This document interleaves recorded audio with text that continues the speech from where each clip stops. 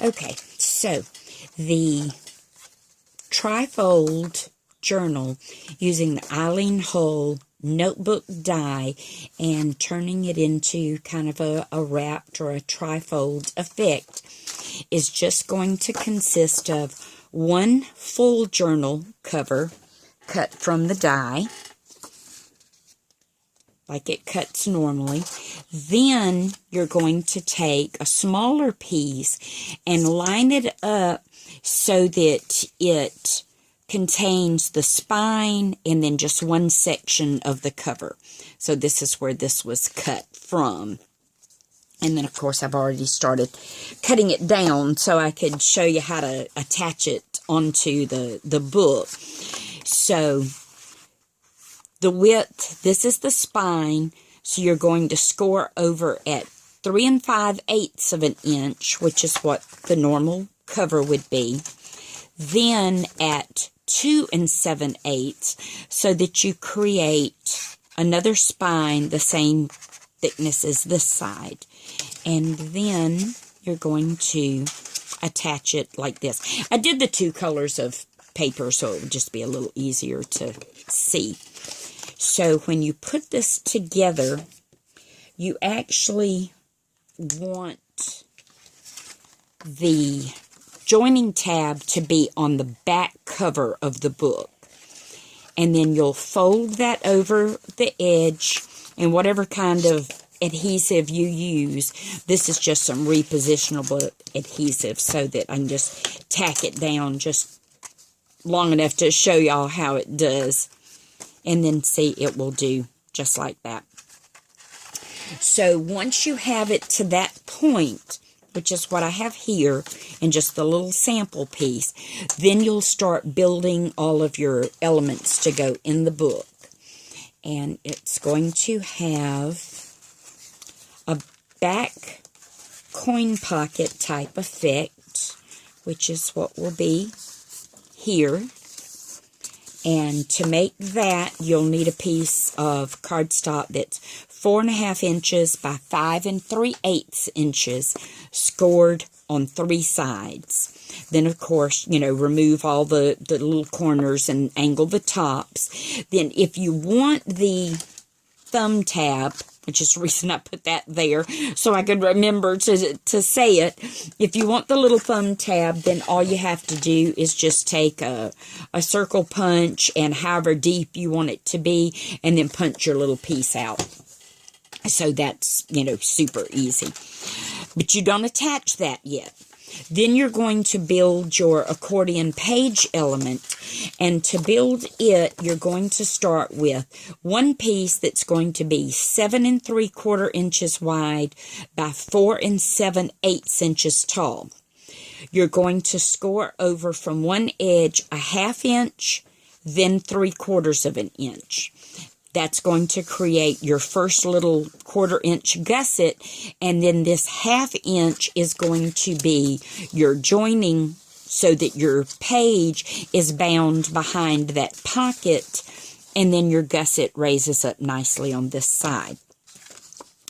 Then to do the gusset on this side, you want to flip the paper over, and still with this lined up in your scoring board, you're going to score at 4 1/8 inch, then 4 3/8 inch to create your second 1/4 inch gusset for this side, okay?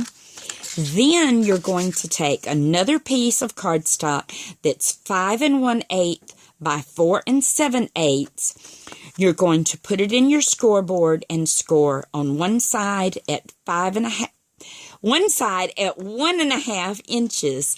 Spin it around and score at 3 3/8 inch. Then this is going to be your piece that will join here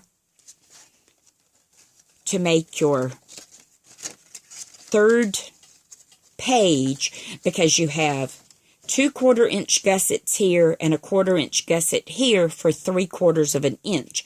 Your spine is 3/4 of an inch, so you don't really want any more than that as far as your gussets. So by the time you add stuff to your pages, then it will fill up that 3/4 inch space nicely inside your spine section.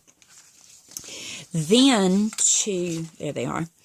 To join this, you can do one of two things. You can either just glue that down and not have a pocket there, and then cover it with patterned paper, or you can just use glue and put glue on all 3 edges of that and not have, very much expansion to your pocket, or you can make little tabs. And I had another one, I don't know where it went. There it is. You would make little tabs that you would put there. Then you would put your glue, of course, once they're glued down on the short side, put your glue here and then just a fine bead of glue there. Then when you attach that to that page, that's how you get this pocket that has a little more expansion to it because you've got the little gusset up in there. Okay, so that's how you prepare the back pocket and the page mechanism. Now, when this is put together, we're not going to worry about that section. You're going to start by adhering this, and you just want to work with your 1/2 inch joining tab. Put your adhesive. You want to come to the inside of that fold from your back cover so that you don't bind it. So just to the inside of it. And you're going to glue your page mechanism in first. Then you'll come back, you'll have your pocket prepared. Then you will come back and attach your pocket over the top of that, but not covering up that gusset edge, and within the confines of this side of the spine. So it will be like this. So you'll hide the joining tab here underneath the edge of the pocket on the inside back cover. Okay, that's that part. Now the rest of it is just these 3 little pocket elements. And I have this little pocket on the front cover, which is 3 3/4 of an inch plus about a 1/16. So basically your cutting mechanism, paper trimmer that you use, get it on your 3 3/4 inch line and then just move it over a smidgen, but not quite to 3 7/8. And then 2.5 inches so that you've got your 3 1/2 inch tabs. Trim all your corners, and then that will fit perfectly between the front edge of the cover and the folded edge of the spine. If you go that full 3 7/8 of an inch, it's going to want to almost ride over the edge. I just don't like that look. That's why I kind of play with that 1/16 of an inch when I need it or don't need it. So that pocket will go there. And then it's optional if you want the little thumb pull divot or not. I just put that on there so I could remember to say it. Okay, for this pocket that's going to go here, you're going to start with a 6-inch piece by a 3-inch piece, but on your 6-inch measurement, when you've got it at the 6-inch mark, you want to back it off about a 1/16 of an inch. Same reason. So when all this is folded up, it's going to sit perfectly in the cover of the book, and you won't have that little bitty edge that wants to kind of ride over. Then the pocket for the inside front cover here started at 5 3/8 of an inch by 2 5/8 of an inch. 1/2 inch tab at the bottom and this edge. trim the corners like we always do. And then what I did was I marked over 7/8 of an inch here and up 2 inches here, and then just cut this off. So that's how that got there. The only other thing different I did was I did round the corner of this pocket here at the bottom and this pocket here at the bottom, just so it kind of kept that same little rounded corner for the, for the cover. So those are all the measurements for this particular little book using the Eileen Hull cover die, and then just a different inside. And once I get this decided on, I'll do a little video showing what I decided to end up putting there. But that's the cover so far.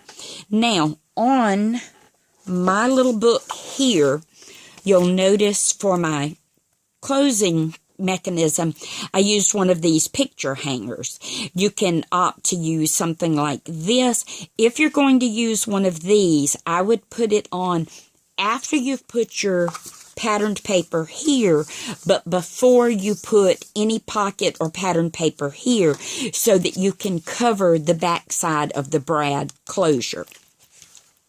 I can't find my little things like that, my little picture hangers, so I'm actually just going to use a eyelet put here. So I'm going to have everything on here. Just I've already put this pocket. I'll put my pattern paper here, pattern paper over the pocket, and then I'll put the little eyelet thing in there. But it'll kind of have the same closure option to it. One side of the thread is shorter, one side is longer, and I just gave it a few wraps and then tied it closed. Or you can opt to do, whatever type of closure you want. That was just something different that I was playing with, and actually did a few books using that.